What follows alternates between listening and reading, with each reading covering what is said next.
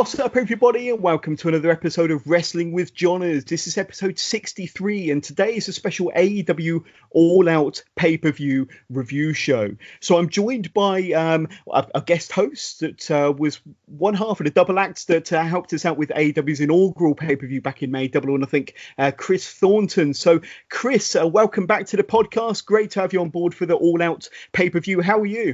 Hi, John. I'm really good. Thank you. Yeah, welcome to me back again on the show. Very pleased to be back here. I'm very excited to be talking about what I thought was a great pay-per-view. It really was. It really was. We'll quickly touch upon what happened in the buy-in portion of the show. Obviously, you had the 21-woman casino battle royale. The final four in that battle royal was quite interesting. It came down to Mercedes Martinez, who drew the Joker card, Nyla Rose, Britt Baker, and Bea Priestley. So just to go through some of the key spots there, Britt Baker eliminates Mercedes Martinez with a super kick off the ring apron. Nyla Rose splashes Bea Priestley and Britt Baker in the corner. Baker then nails Priestley with the standard destroyer in the centre of the ring. But in the end, it came down to Bea Priestley getting eliminated, holding on to Britt Baker's arm, allowing Nyla Rose for the easy and early elimination of Britt Baker. So Nyla Rose becomes the winner of the women's 21 women casino battle royal and the first number one contender for the AEW Women's Championship. What's your quick thoughts on Nyla Rose winning the casino battle royal and being the first number one contender? A little bit of a surprise considering Britt Baker was the obvious favourite going into it, but give us your brief thoughts on that, Chris. Yeah, absolutely. Yeah, I was expecting Britt to win, truth be told. She was the favourite. I'm quite a fan of her. But Nyla Rose is already getting over with the fans. She is very different in so many ways. And whether or not they're going to keep pushing her as a face, I think some of the backstory they've had with her certainly gives her that support. I think they did make her look like a monster, definitely the strongest competitor. So, yeah, I think moving forward, Nyla Rose, will she actually make it and become the first ever AEW Women's Champion? It looks likely. It looks likely based on that performance. They've really set her up well.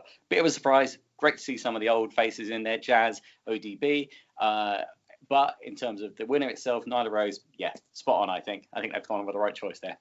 Definitely. And to cap off the buy-in portion of the pay-per-view, you had Private Party versus Angelico and Jack Evans. So the end of the match occurred when Isaiah Cassidy flipped Jack Evans off the top rope with a flying head scissors, sending Evans into a cutter from Mark Quinn for the pinfall victory. So after the match, Jack Evans and Angelico attacked Private Party from behind, appearing to injure the Private Party ahead of the start of the tag team tournament, which starts on the second TNT show, Wednesday Night Dynamite. So in a few weeks' time there. And then we're introduced to a new character called Wardlow. I think that's how you pronounce it. A bit of a slow motion Street Fighter style promo video for this new character, this new individual who beats up several individuals and looks pretty good in doing so. So a nice introduction to this new character that will be debuting on AEW's TV show, no doubt. But your quick thoughts on Private Party versus Angelico and Jack Evans. Quite an action-packed, fast-paced match to close off the buy-in portion of the show. Yeah, exactly the kind of match they need. And it's typical of this kind of kickoff or buy-in show, I think, to bring the energy up with a good tag team match. Private Party are young, but they're growing every day. You can see, having picked by the Young Bucks, you know, they've got a lot of investment in these guys. There's a real chemistry, a real natural chemistry with these two.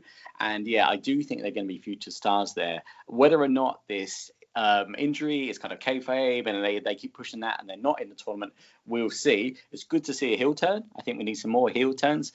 So Angelico and Jack Evans will certainly play that part. As for the debut of this new TV character, I can imagine him coming in perhaps in the main event of the TV show to perhaps ruin things. So yeah, I think they'll introduce him in a new way. Don't know anything about him. That's just how I like it though. And I think it's going to be big things, obviously, moving forward, having that wonderful kind of production video put behind him. Yeah, and it was like I say, these sort of videos really help wrestling fans like me and you get invested in the character before we see them on our TV screens, instead of them going in cold with their debut match. It's nice to kind of understand the character of these new individuals before we see them in the flesh. So a nice way to introduce Wardlow, or however you pronounce it, to the AEW audience. And then we go straight into our main show of AEW All Out. Obviously, our commentary team is Jim Ross, Golden Boy, and Excalibur. So a nice combination there. The first match going into it is SCU versus Luchasaurus, Jungle Boy, and Marco Stunt. So we know that you're a big SCU fan. Do you want to give SCU a bit of a shout out there, Chris? SCU. This was a good match, and personally I'm really invested in the gimmick and the team of Luchasaurus and Jungle Boy with the addition of Marco Stunt there. I like kind of the idea and the story of a boy and his dinosaur. So kind of characters that are likable and that you can get invested in, but they're going up against a much more experienced SCU with Christopher Daniels, Kazarian, and Scorpio Sky. So give us your thoughts on this match here, Chris, before we go into kind of how it ended and the winners. But give us your thoughts on this one. What did you think of this match? Yeah, great opening match. I'm a big fan of 6-man tags, always have been. To be honest, I think you're right. There's a gimmick there that people can really instantly kind of understand and get behind. I think Luchasaurus has some tremendous athleticism. There was a standing moonsault that just shocked me. Even watching it back today, again, it just surprised me when he pulled it off. Stunt has a very unique look. So does Jungle Boy as well. They're both very diminutive in their stature compared to the massive Luchasaurus. So they certainly have an interesting gimmick. And sometimes in a world of kind of black trousers, long hair, heels, it's nice to see some unique characters. I wasn't initially sold on them, but like most fans, I'm very slowly getting on board the Dino Express. Massive fan of SCU, always have been, always will be. They are great at this kind of gatekeeper role of bringing up new talent. They are kind of, I think, transitioning more now, which is why I was surprised to see them win. Scorpio Sky, he is the one character I think that needs to break out from that. Much as it would break my heart to see the team disband, I think he is a future single star, and the aging Kazarian and Daniels have certainly had their time, not to take anything away from them. But yeah, I think it's perhaps sooner or later time to break up the band, unfortunately. Makes me very sad to say. Well, I think you're absolutely right, and I think Christopher Daniels and Kazarian certainly have a future within the tag team ranks, but Scorpio Sky is certainly the standout star. He's a little bit younger than the other two. I think he's got a fantastic look, great ability in the ring, and I think that he's one that AEW could really make a new star out of and push as a singles competitor. But in this match, Luchasaurus demonstrates his amazing striking ability, flooring all three of his opponents with a combination of kicks before getting a close near fall from a choke slam and standing moonsault combination. So for a big guy, definitely very, very agile. Kazarian and Daniels draws a close to this match, however, with a double best Meltzer driver ever on both Jungle Boy and Marco Stunt at the same time, getting the pinfall on Marco Stunt. So then we get handshakes all round between these two teams as we get to another win for SCU in this opening 6-man tag at All Out. But moving on to the second match of the night, and I was surprised that these two very famous, well-known international superstars were second on the card, but it was the Bastard Pac versus Kenny Omega. So when you found out this was going on second, Chris, was you a little bit surprised, as I was? Yeah, I was. But I think considering, perhaps the original plans of John Moxley versus Omega, maybe potentially co-headline the show, I think this may have been a bit of a last-minute reshuffle. We had a week or so out before that injury was kind of made known, I think, and they probably had to scramble. But you would never know that these two didn't have any time to prepare, because it was a tremendous match, really vicious, really sharp. And the fact is, I think they've done a bit of an injustice by having it on second, but maybe that's what exactly you need at the start of the show to keep those fans interested. Definitely. So this match was full of highlights. This is a bit of a dream match between these two wrestlers who, as Chris rightly mentioned, haven't been in the ring together in a wrestling match. The chemistry between these two is just insane. Pac sends Omega to the outside, but Omega slides back into the ring before Pac could make any move or capitalise. Then Omega sends Pac to the outside. However, Pac catches Omega on the way down from a dive, throwing Omega into the barriers at ringside. Not once, not twice, but several times, with the referee clearly not implementing any 10 count rule on this particular segment. Omega then connects with a baseball slider and a swanton over the top rope onto Pac to great effect. Pac then kicks out of a Fisherman Buster on the 2 count. Omega then lands on his feet after missing a moonsault, allowing Pac to drive Omega face first down onto the canvas with a wicked DDT. Then, in a move that appeared to take its toll on both wrestlers, Pac hits a moonsault from the top turnbuckle down onto Omega on the outside, with Pac connecting not only with Omega but also crashing feet or ankle first into the crowd barrier. That certainly looked painful for both individuals. There's a 450 splash getting a 2 count. Omega then gets a 2 count from a buckle bomb and a pop-up spinebuster on Pac. Omega then connects with a Ushi-Guroshi, a V-trigger and a bridging German suplex for a close near fall, a 2 count on that occasion. Pac manages to turn an attempted one-winged angel into a brutalizer submission hold, with the referee calling for the end of the match, deeming Kenny Omega unable to defend himself. So this was a good match. Not a perfect match, but considering they've not been in the ring together before, there was a lot of chemistry there, a lot of fast-paced action, and it sounds like, or it looks like now, that Pac is kind of doing his own thing. He's not under the restrictions of the WWE. The brakes have well and truly been taken off, or the shackles have been removed, and he's showing us and the world what he's capable of. But a really good match here between Kenny Omega and Pac. Yeah, Pac was fantastic in WWE, where he was known as Neville. I think they saddled him with a bit of an unfortunate name and gimmick there, but he has come on leaps and bounds. He's kind of took that character that he started to use on 205 Live and really evolved it. Even go as far as to rename the Red Arrow the Black Arrow now, which I like. That is a great finish. It's a great finishing move.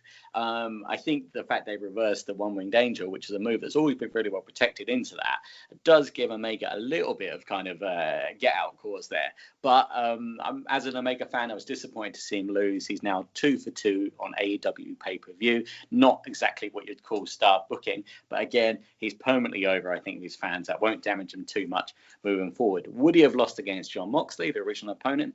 Who knows? And that would be a dream match. And I'm just pray that still happens somewhere down the line. But yeah, fantastic match. Both guys coming off looking like the absolute superstar athletes they are. I feel exhausted watching that match and hearing the recap, when I remember some of those high spots. The barrier and hitting his leg, very painful. And I was surprised to see him kind of recover so quickly from that. But yeah, I think that the way he lost, was not the way I would have liked to see Kenny Omega lose. It doesn't really protect him. It makes him look like he just kind of was exhausted by the end of it more than anything, and that Pac had more stamina. So considering he's known for his kind of long enduring matches, I would have seen like a time limit draw, which AEW have done already. And I think for me, that would have been a nice finish, considering how well they seem to know each other and how evenly matched they were. Yeah, I think Kenny Omega going 0 for 2 and, like I say, 2 losses on big AEW shows possibly could play into a bigger storyline that will eventually involve Jon Moxley, with Moxley coming back from injury, saying, look, you're nothing for me to be afraid of. You've lost 2 pay-per-views running. So I know that Kenny has produced some quite cutting promos on Jon Moxley over the last couple of weeks. So I think that his losses could play into a bigger storyline between him and Jon Moxley further down the road. I also think that we've possibly not seen the last of Pac and Kenny Omega as well. I wouldn't be surprised if there's a rematch between these two further down the line, and that would be a rematch that I'd certainly look forward to. But then moving into match number 3 on the main card. This was certainly an interesting match, especially for you hardcore fans or fans of Falls Count Anywhere or the tough matches. But Darby Allin versus Jimmy Havoc versus Joey Janela in what was being billed as a Cracker Barrel clash. So in this match, Havoc starts the match by retrieving a table, a chair, and a staple gun from underneath the ring before stapling himself twice in the arm with a staple gun. Then Janela and Darby Allin team up to gaffer tape Jimmy Havoc to a chair before pouring thumbtacks into his mouth, Jimmy Havoc's mouth, and then taping Jimmy Havoc's mouth closed. So oh crikey! It just things of nightmares. Then we see Darby Allin dive off the top turnbuckle down onto Jimmy Havoc, or then being taped to this chair, thumbtacks in the mouth. Not good for anybody. Janela then drops Alan hard onto the edge of the ring apron. This match gets even more crazy with Alan getting smashed through a table. Janela then landing hard from a missed moonsault from the top turnbuckle to the floor on the outside. Darby Allin then retrieves a skateboard with tacks covering the bottom of it. And then he kind of rides the skateboard onto the back or the side of Joey Janela. Alan then places Jimmy Havoc onto the steel ring steps before climbing to the top turnbuckle to attempt a coffin drop with the cracker barrel, with a wooden barrel pressed against his back. But Havoc moves wisely enough, causing Alan to crash hard onto the ring steps, finding nothing but cracker barrel. Jimmy Havoc then gets the pinfall victory, amazingly considering everything he's been through, after first delivering a top rope suplex on Joey Janela, going partially through another cracker barrel placed in the center of the ring, and then Havoc drives Janela completely through the barrel on the second attempt, this time with his acid rain clothesline. So this was a crazy match, all the gimmicks under the sun, or all the gimmicks under the ring, you could say. But what did you think of this one between Darby Allin, Jimmy Havoc and Joey Janela? A pretty wild match, Chris. Yeah, I wasn't necessarily looking forward to this match. In general, I'm not a huge fan of kind of hardcore matches. What I would say, though, however, is it was extremely entertaining. And Alan himself, I'm a big fan of his. I'm not sure if you've seen any of his kind of stories and videos that they had building up to it, but he really has got a very kind of emotional and inspiring story. He used to be a pro skater. That's why the skateboard was introduced with thumbtacks on it, and he did kind of literally ride it onto him. There were things that you mentioned in that I had never seen as a wrestling fan. Exhibit A, thumbtacks in the mouth. So that was wow. Yeah, it was just fantastic. I didn't really care who won by that point. The coffin drop, it makes me feel sick a bit, that move, to watch him do it. I love it. But he did it against Cody Rhodes as well. At Fight Fest, and it's just so impactful. And the barrel may have saved him there. But I don't want to keep seeing him doing that onto stuff like steps. That's going to shorten his career for sure. Yeah, for sure. So, yeah, a fantastically entertaining match.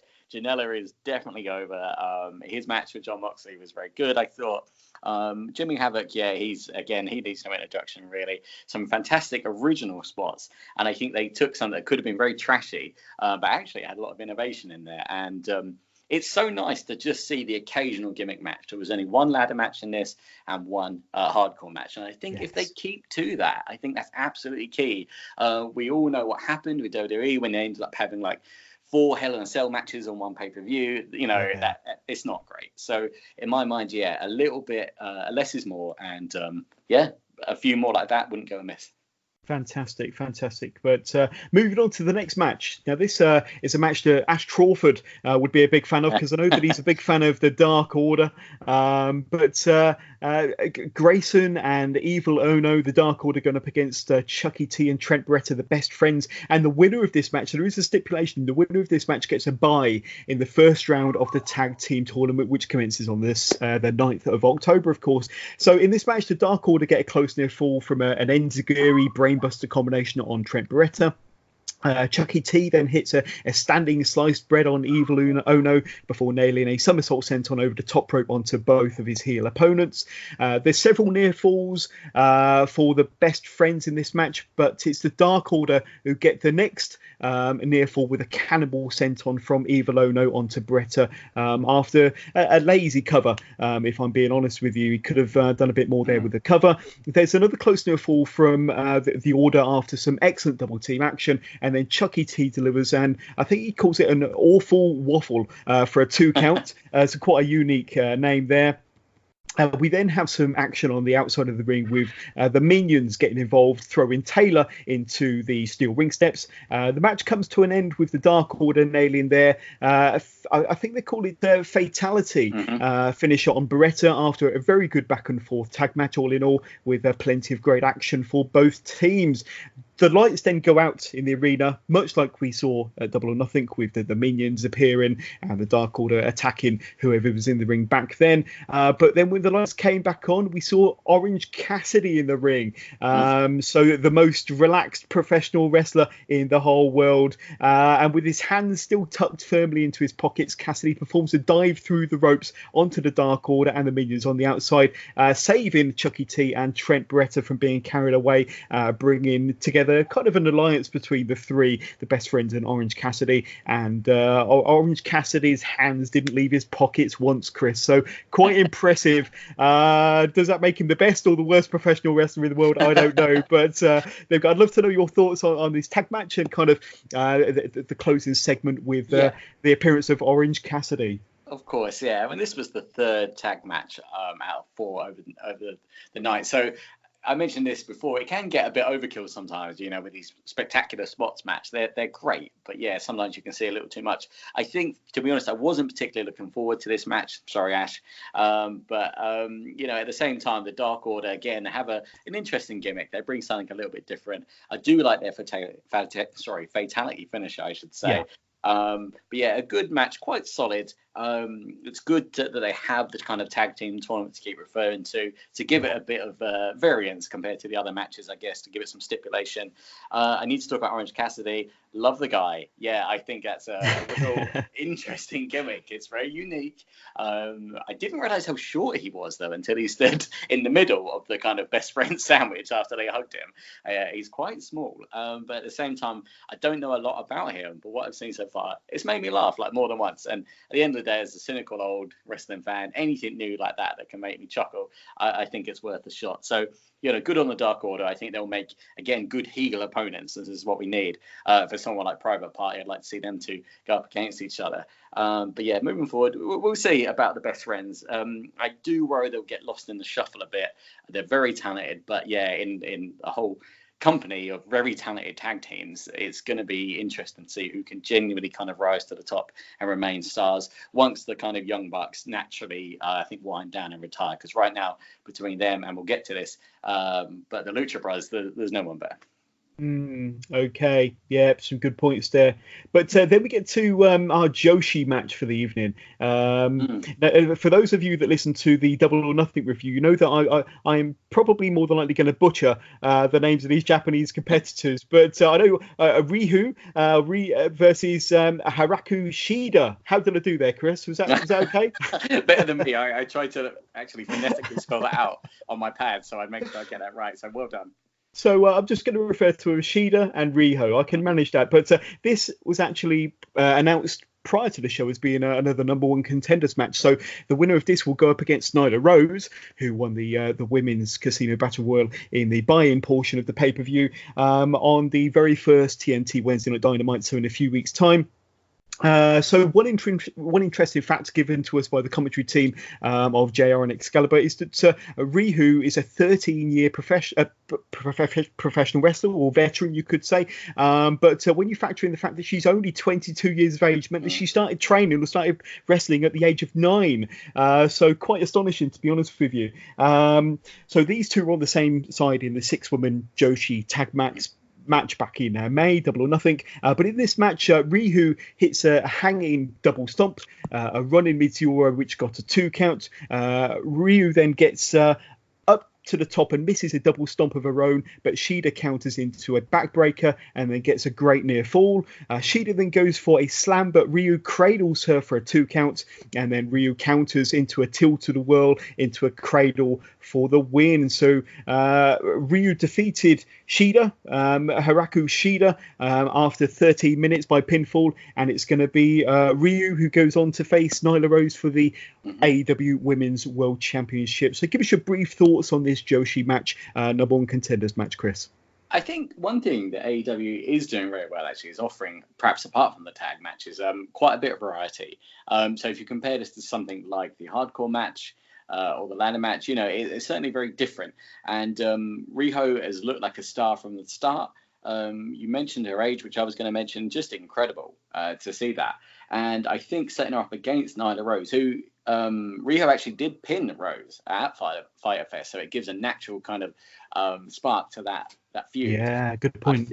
I think seeing Riho against Nyla Rose, not just from how that would actually look on camera, due to their different sizes, but stylistically, I think someone like Rose would love to work with someone small like that, and all the kind of imaginative kind of aerial flips they could get up to there. It's always nice to it reminds me of kind of Rey Mysterio versus Big Show. You can get a lot done with a little man, kind of big man or little woman big woman combination, I should say.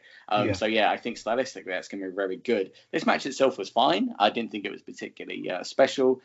Roll up for the finish, protecting Shida somewhat. But yeah, I think it excited me more about the potential of that women's title match, which we'll see very soon. And then we go on to our next match. This is a big grudge match. Cody, Don't Call Me Rhodes versus Shawn Spears. So in this match has really captured everybody's imagination, especially since the chair shot heard around the world a few weeks ago at Fight for the Fallen, I believe it was. Cody is accompanied by his wife, Brandy, DDP, MJF, and Cody's dog, Pharaoh, and they're all dressed in a bit of a homage to Star Trek, if you noticed. Cody then selects MJF to be in his corner man to counter Tully Blanchard, who is Shawn Spears' manager, or corner man for want of a better word, in this match as well. So the match starts promptly with Cody nailing Spears with the tope, taking the match to the outside immediately, with Cody taking the fight to Spears, brawling through the crowd and around the arena to start off with. Tully Blanchard then gets involved with a low blow, giving Spears a brief advantage. But where was MJF on that exchange, you might ask yourself? Cody then pulls out a top rope Hurricane Rana, which is a move you wouldn't necessarily associate with Cody. Cody then gets driven shoulder first into the steel ring post. But with Cody down, Spears starts to shove the referee around while Tully Blanchard gets up onto the ring, and then he hands Shawn Spears his own belt to use to whip Cody across the back with, which he does a few times, and I think he even lays in a whip to the chest or to the face of Cody. This only goes to kind of fire up Cody. Cody connects with a springboard cutter before applying a figure four leg lock, which Shawn Spears reverses into like an Indian deathlock of sorts. Spears then hits a Death Valley driver, driving Cody into the steel rampway on the outside. That definitely looked painful. Cody then hits a crossroads from out of nowhere, but it's further interference from Tully Blanchard on the outside that prevents the referee from making the count. Then we get Tully Blanchard coming into the ring, appearing to go after MJF, only until MJF is taken out by Shawn Spears. Then we get Double A, Arn Anderson, who is seen enough and comes down to the ring to hit Spears with a wicked spinebuster to the loud approval from the fans in the Sears Centre. Tully Blanchard, former best friend and former Horseman member of Arn Anderson, looks on in shock, and that's pretty much all we see of him for the rest of the match. Spears then gets a chair from underneath the ring, but it's Cody who ends up with the chair, but instead of choosing to use it himself, he throws it down to the canvas.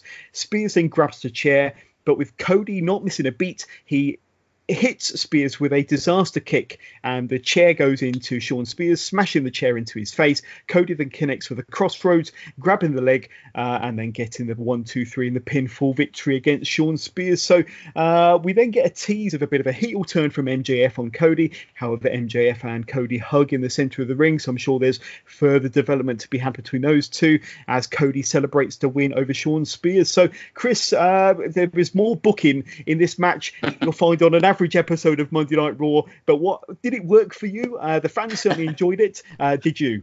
That's funny you said that. That's exactly the note I have. I said, ironically, for someone so hell-bent on now taking down WWE, that was the most WWE match that I've seen in AEW.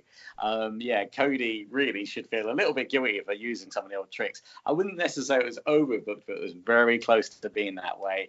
You had the weapons involved, the corner men. Yeah, that's literally my note. It was a very kind of WWE-style overbooked match. However, I did really like the build-up to this match. I'm not sure if you count any of it on the road to All Out, but yeah, the story that they told leading up to it, Tully's involvement, I really liked it. As a man who didn't know a terrible amount about the Perfect 10, Shawn Spears, they've done a good job of immediately kind of shoving him in there. Great entrances from both. Just want to quickly mention, you mentioned the Star Trek entrance, which is great. Not really sure why Cody's done that, but he's often one to reference pop culture. But Shawn Spears actually really liked that entrance. A silhouette with his hood up, sitting on the very famous, like you said, chair that represents the chair shot heard around the world. Yes. And then the kind of contact lens, the slow reveal by Tully of his face, under the hood. I thought it was a really good dramatic entrance, and I liked the differences there. I suppose the only point is I wouldn't have Cody decided in a match of that magnitude and that grudge match to have anything kind of like that. No Star Trek entrance. Do you know what I mean? I would have marched straight down to the ring, almost no music. And then the fact that he hit that kind of tope through the turnbuckle straight away, that's more what I would have done. I don't want to take away from a grand entrance, but yeah, it felt almost kind of silly considering the magnitude of the match. Cody's leading by example in AEW, though. He's taking beatings left, right, and centre. The last 3 matches have been quite heavy, similised. And he's either getting whipped or bled or getting beaten about, or obviously bleeding very profusely from the head. So, as the leader of AEW almost, he really is kind of leading by example. Like most people, and I think I even posted in your Facebook group, John, that I felt sure MJF would turn. Absolutely, I did, considering the build they've had as friends. But, again, MJF as a super heel, it's weird to see him play that kind of best friend role. So, again, that's probably going to come to fruition sooner or later. I think it has to, really. But yeah, I thought it was a really good match overall, apart from perhaps the overbooking. Great to see Double A. I did pop for that. Picture perfect spine buster. Nobody does it better, and no one ever will. But yeah, I quite, it was the right finish. Cody, got his revenge as he should have done. And in the end of the day, it was just a good, satisfying match. Unfortunately, not a patch on, I think, the previous 2 Cody matches, which I probably enjoyed a little more. Having said that, yeah, that is a good example of how you build a good storyline and bring it to a satisfying conclusion. Very good, very good. I mean, like I say, the only change I would have made, and it's not a small thing, I probably would have had Shawn Spears go over, to be honest with you. I think that we've spoken about establishing new stars, and I think that Shawn Spears coming into this, the build, it's probably had the best build of all the matches at All Out, as you rightly acknowledged. And I think that it would probably lengthen the feud between these two. I probably would have had it go the other way, but like you say, considering all the interference and the way it was booked, I think under the circumstances, the way the match played out and the story of the match, the right person won under the circumstances last night. But no, a good match. Speaking of good matches, Chris, we have our kind of second to last match, and it's for the AAA or the AAA Tag Team Championships, and we had Rey Fenix and Pentagon, better known as the Lucha Brothers, going up against another set of brothers, the Young Bucks, and this was just balls to the wall, 100 miles an hour. There's one spot in this match where Nick Jackson springboards himself onto the ladder, which gets tripped over, only for Matt Jackson to bounce off the ropes onto his opponents on the outside. This spot was copied almost spot for spot a moment later by Rey Fenix. There's huge AEW chants from the fans in Chicago. Nick Jackson then dives through the ropes,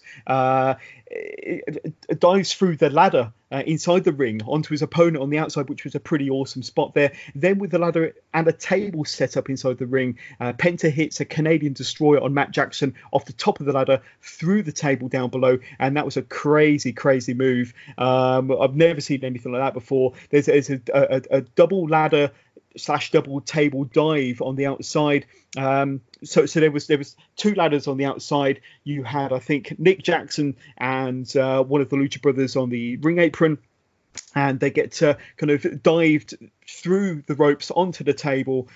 Just some crazy work here, using the ladders and the table to their advantage. Then Penta and Rey execute a package Meltzer driver onto the ladder set up on the outside, which was absolutely crazy. Finally, Penta and Rey Fenix climbed the ladders to grab the titles and regain the tag titles from above. Then, after the match, the Lucha Brothers get attacked from some masked individuals inside the ring before the masked attackers turn their attention to the Bucks, and the masked individuals turn out to be none other than LAX, Santana and Ortiz. Looking at the match, first of all, Chris, it was a crazy spot-filled match.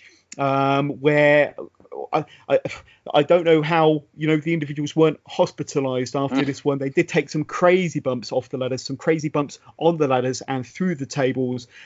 Just everything and anything that could have happened in a ladder match we saw last night between the Young Bucks and the Lucha Brothers. But what were your thoughts on this one with the Lucha Brothers retaining their AAA Tag Team Championships? Yeah, good on them. They are genuinely over the Lucha Brothers and just a fantastic tag team. I didn't know a lot about them before I became a fan of AEW, and I won't forget them now. Just incredible. I mean, what a match. You did a good job of recapping that there, John, to be honest, because so much happened and so much more was in that match than perhaps even needed to be. If they went out to steal the show, they did it and then some.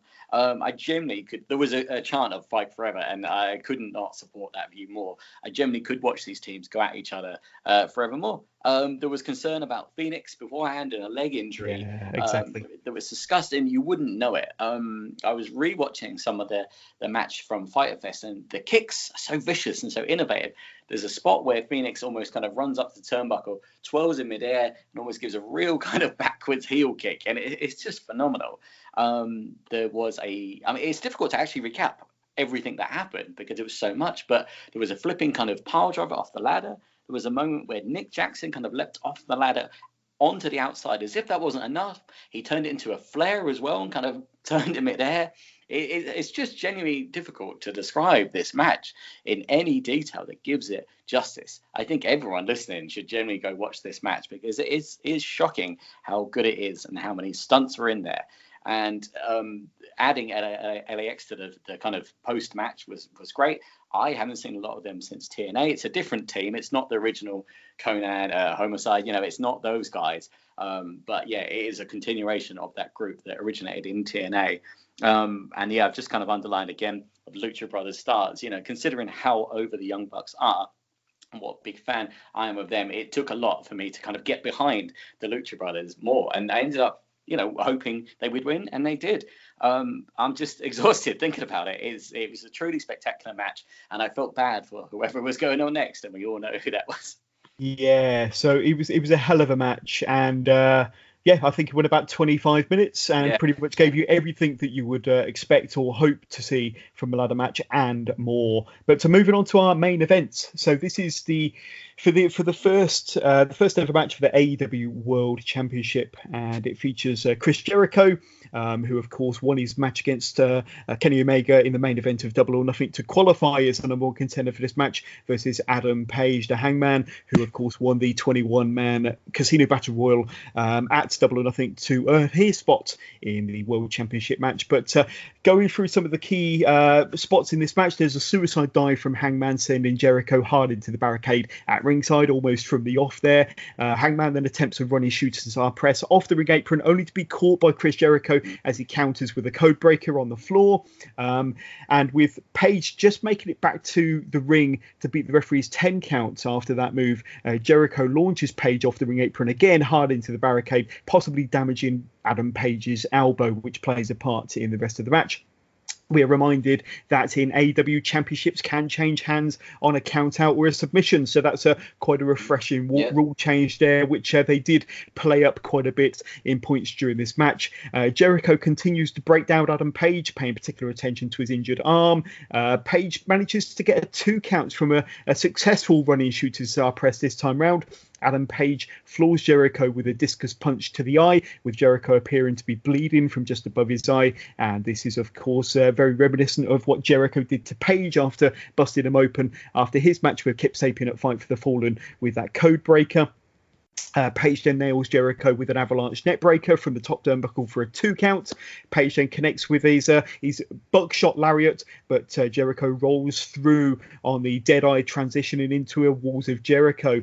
Jericho nearly gets DQ'd by getting into a bit of a shouting, shoving exchange with the referee Aubrey Edwards. Adam Page then drops Jericho with a moonsault from the top turnbuckle onto the outside, which was pretty stunning.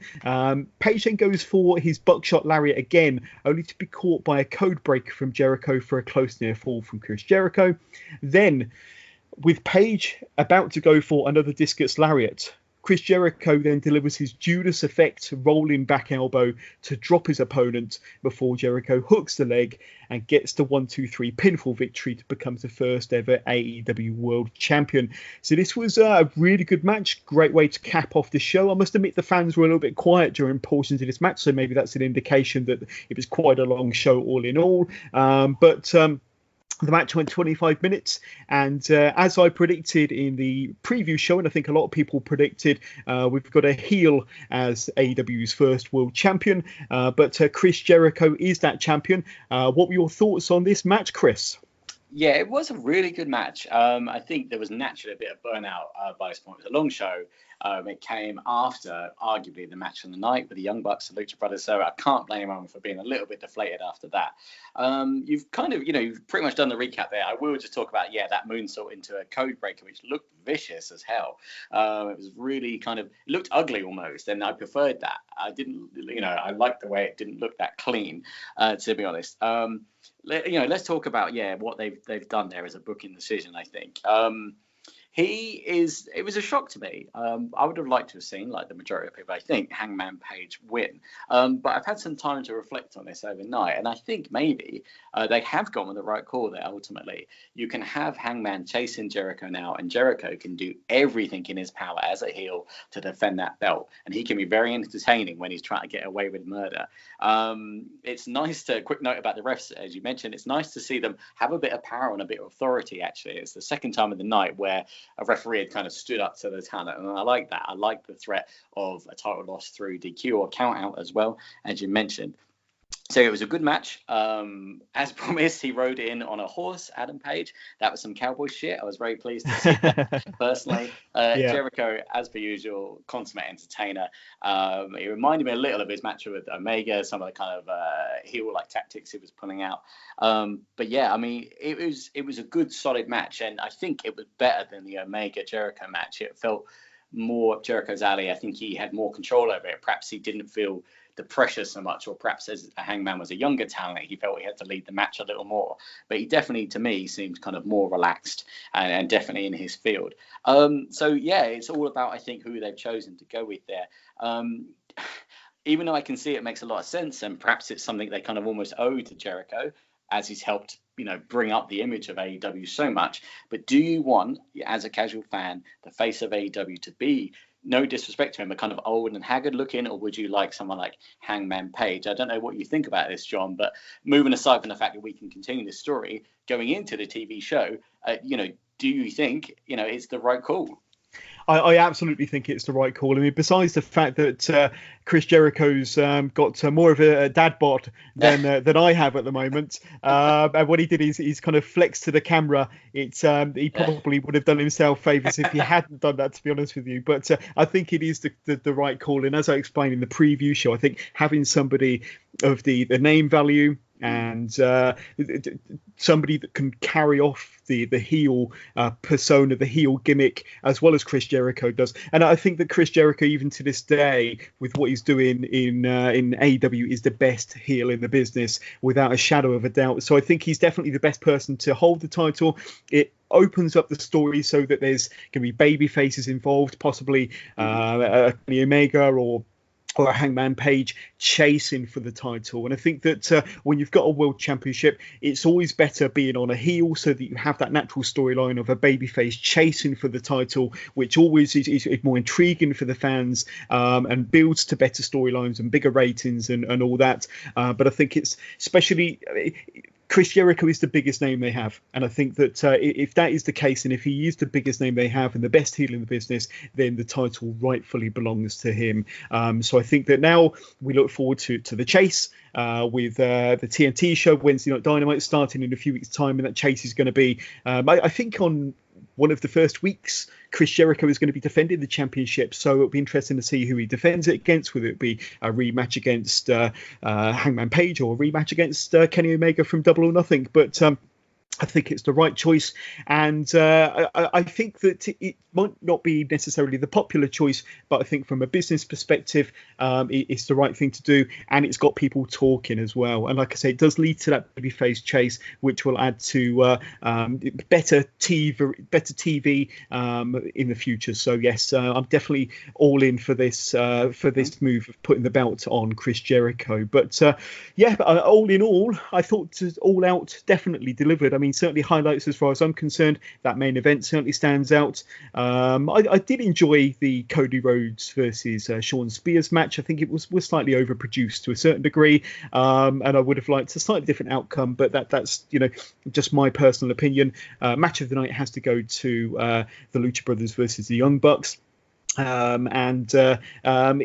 anything, with that, maybe they took a bit too much punishment. Maybe they could have rested a bit between big spots and sold some of the moves a bit more, in my opinion. I'm a big proponent of storytelling in the ring and a big proponent of kind of selling the moves. And with some of their moves, it would have been enough to keep any normal person down for weeks. And why, just a little bit more selling. I do think that AEW's main flaw, in my opinion, now I might be the only person that thinks this, but the only flaw in my opinion is that a lot of the matches tend to look the same, with fast-paced, big spots, and not an awful lot of selling.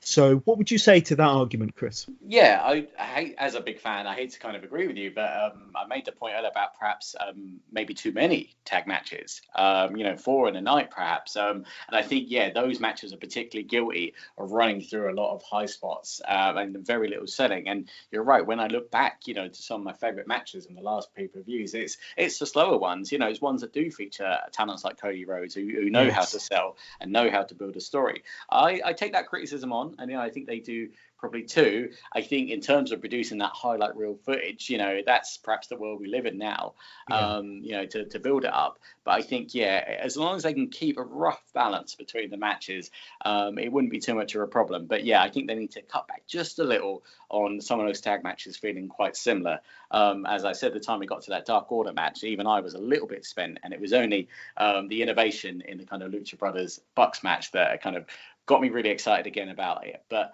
they are such fans of tag team wrestling because of the Bucks. I don't think they're going to stop that kind of match anytime soon. That's the match that made them essentially that style. But they do need to balance that a little. So I agree with that. I think it's a fair criticism, and hopefully they can slow it down a little once they've kind of got into their rhythm and they feel more confident perhaps in their storytelling ability. I think you're absolutely right. They need to find the rhythm. They need to find their groove, and they need to kind of figure out what that groove looks like, and how it's going to play out for the long run. But I don't want them to be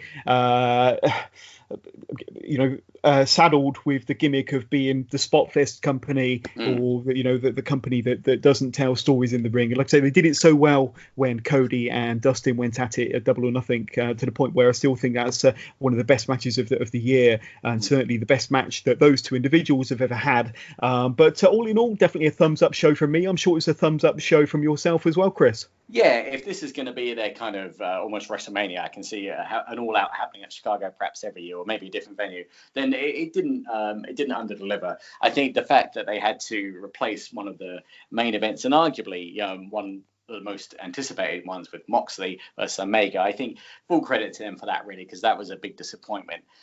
Maybe that would have made the show a little bit better. I'd give it a good kind of solid 4 out of 5 stars. But I admit there were matches where my interest was waning. But again, considering they're a new company and the amount of content they're producing, this was probably just about the peak.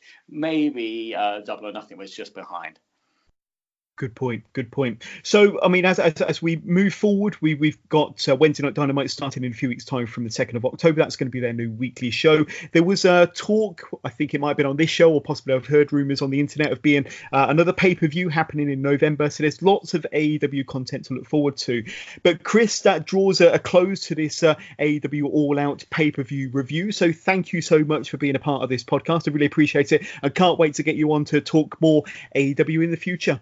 Yeah, I loved it. Thanks again for having me on. I'm going to remain a fan, obviously, and continue to be a proponent of it. So rest assured, whenever a show is there, I'll be there too. Cool.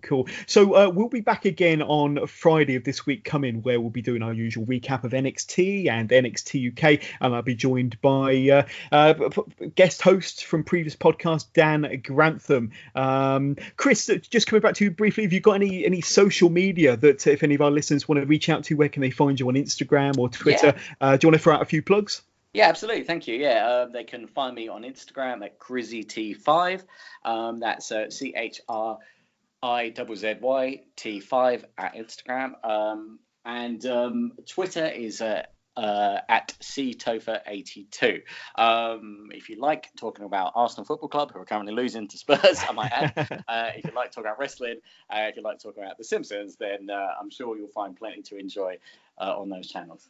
Superb. Well, thank you again, Chris. And if you want to reach out to the Wrestling with Johners podcast, you can on Twitter. You'll find us there at @withjohners_pod. On Instagram at Wrestling with Johners, and search for our Facebook community page. Just simply search Wrestling with Johners. But for this week, and from myself and from Chris, that is all we have to offer. Join us again later on this evening, where we'll be dropping episode 64, which is going to be our NXT UK Takeover Cardiff review with David Anderson and Matt Bayliss, comprising our 3-man booth. But for this episode, from myself and from Chris, thank you for listening. Take care and enjoy the rest of your weekend.